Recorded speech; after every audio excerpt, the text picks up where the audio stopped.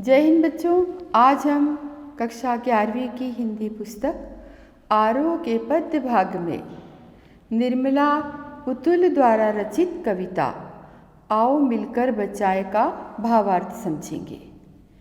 इस कविता की रचयिता निर्मला पुतुल है। इनका जन्म सन 1972 में झारखंड में हुआ।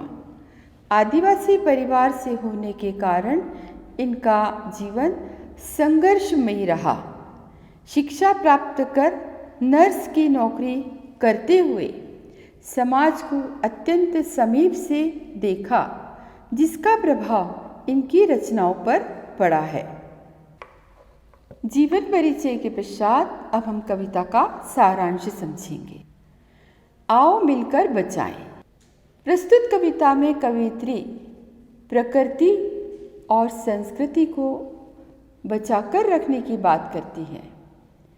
झारखंड के सांथाली रंग और जीवन शैली को वो बचाना चाहती हैं। वे अपनी बस्ती को शहरी संस्कृति से बचाकर माटी के रंग में रंगना चाहती हैं। वे चाहती हैं कि उनके जीवन में गर्माहट, ताजगी, हरियाली, भोलापन, अक्खड़पन, जुझारूपन बना रहे।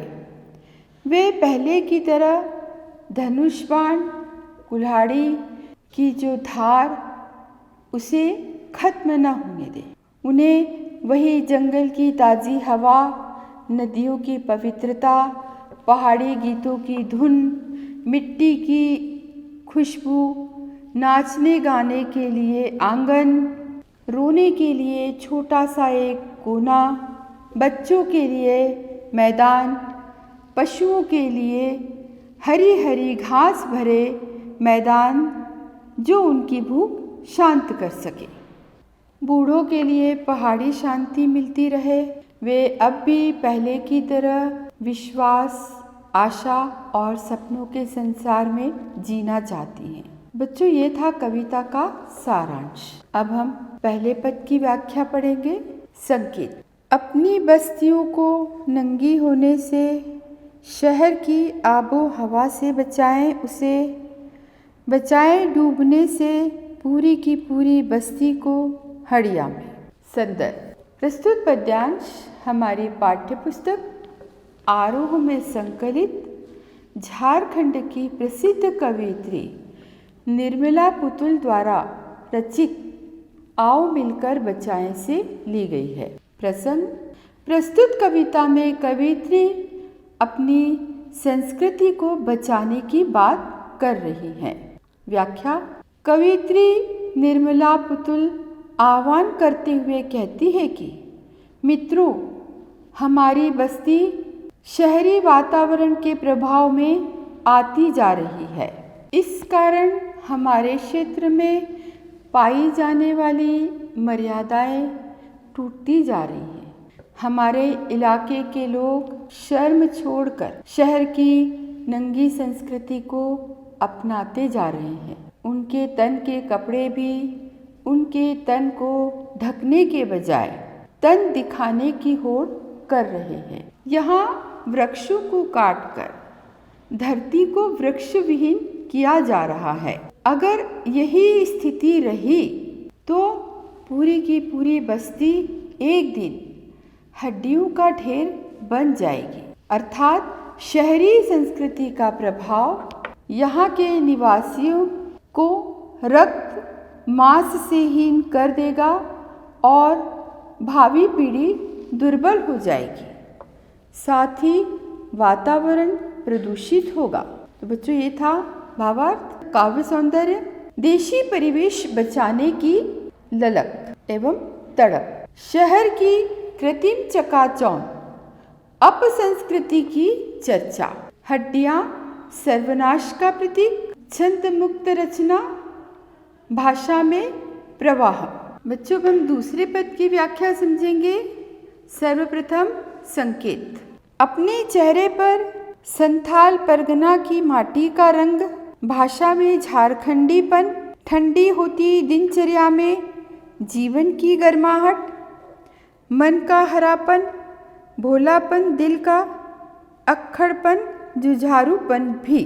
बच्चों संदर्भ पूर्वानुसार ही होगा, साथ ही प्रसंग भी पूर्वानुसार ही है। अब हम व्याख्या समझेंगे। प्रस्तुत पंक्तियों में कवियत्री चाहती है कि हमारे झारखंड के लोगों के चेहरे पर शहरी संस्कृति का प्रभाव ना हो, बल्कि संथाल परगना की मिट्टी का स्वाभाविक रंग हो। आशय यह है कि लोगों के व्यवहार में प्रदेश के गुण बने रहें, उनकी भाषा नष्ट ना हो, वे अपनी ही बोली बोले। शहरी संस्कृति के प्रभाव में आकर यहाँ के लोगों की दिनचर्या में ठहराव सा आ गया है, उनके जीवन का उत्साह नष्ट हो गया है। कवियत्री चाहती है कि उनके जीवन में उत्साह फिर लौट आए, मन में फिर से मधुरता, सरसता भर जाए, उनके दिलों में चालाकी और समझदारी की जगह फिर वही भोलापन आ जाए, उनके स्वभाव का अक्खड़पन, उनका बात बात पर गर्म होकर तन जाना और संघर्ष करने के लिए तैयार रहना, सब गुण वापस लौट आए। बच्चों ये था भावार्थ। काव्य सौंदर्य। काव्य सौंदर्य के अंतर्गत भाषा सहज, सरल एवं प्रवाहमयी है। माटी का रंग में लाक्षणिक प्रयोग हुआ है।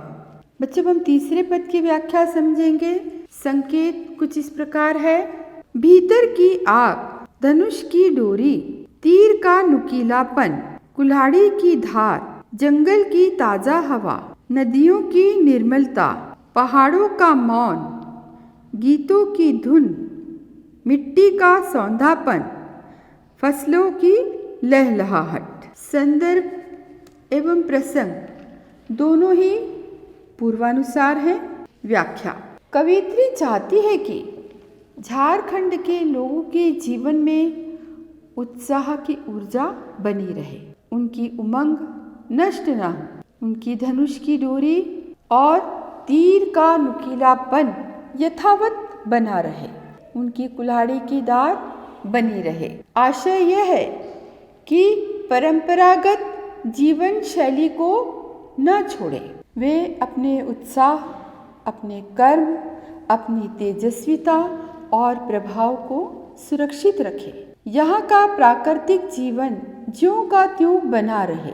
जंगल की ताजी हवा, नदियों की पवित्रता, पहाड़ों का शांत वातावरण, गीतों की मीठी लय, मिट्टी की सुगंध, लहलहाती फसलें ज्यों की त्यों बनी रहे, उन पर शहरी जीवन का साया भी ना पड़े। बच्चों ये था भावार्थ। अब हम काव्य सौंदर्य पढ़ेंगे।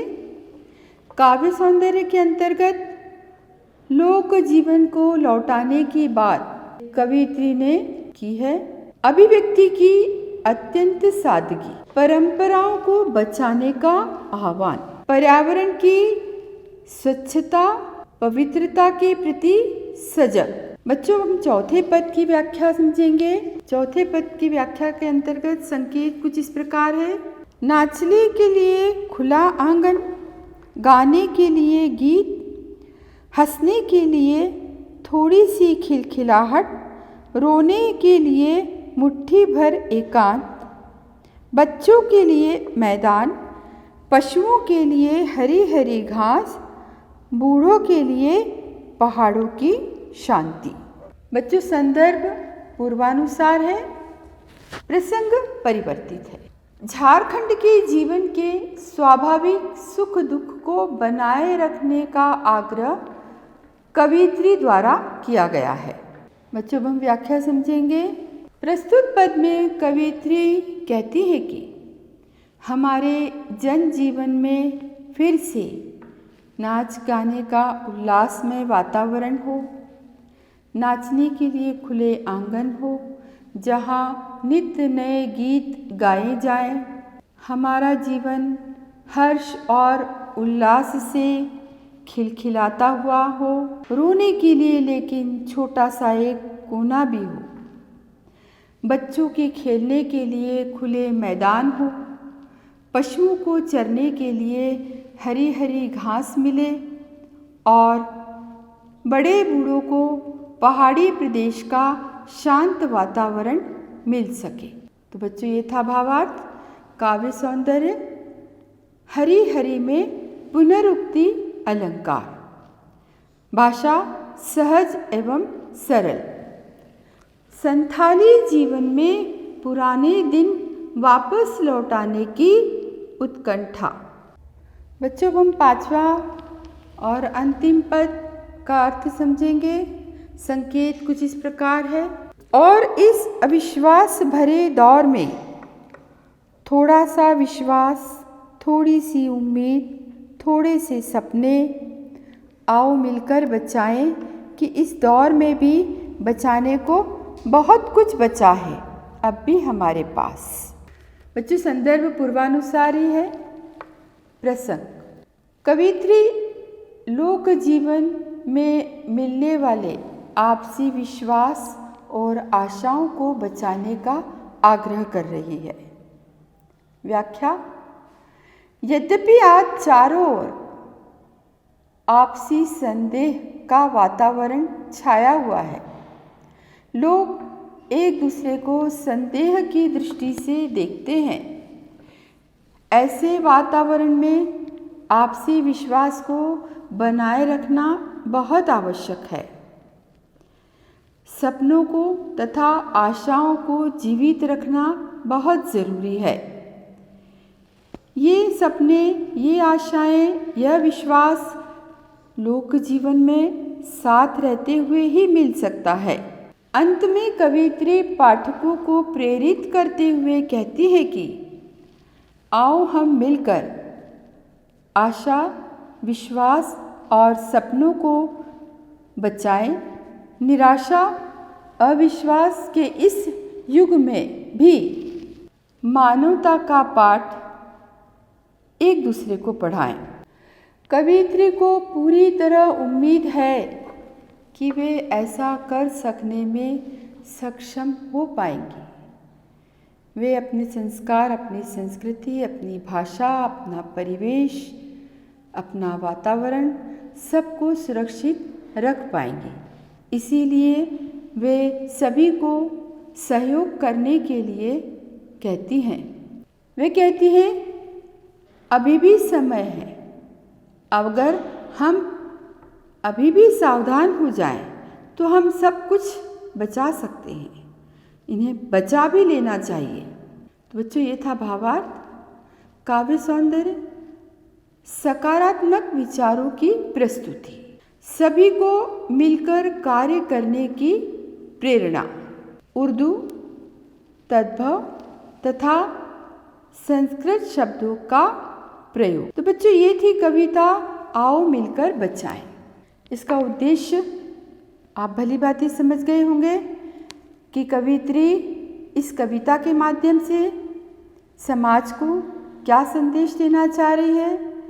वे केवल झारखंड के लिए ही नहीं, सभी के अपने अपने प्रदेशों के लिए यही उद्गार प्रकट कर रही हैं कि सभी को अपने अपने प्रदेश के संस्कार, संस्कृति, तीज त्योहार, पर्यावरण सुरक्षित रखने के लिए निरंतर प्रयास करना चाहिए। अभी भी कुछ नहीं बिगड़ा है, हम करना चाहें तो अवश्य कर सकते हैं। जय हिंद।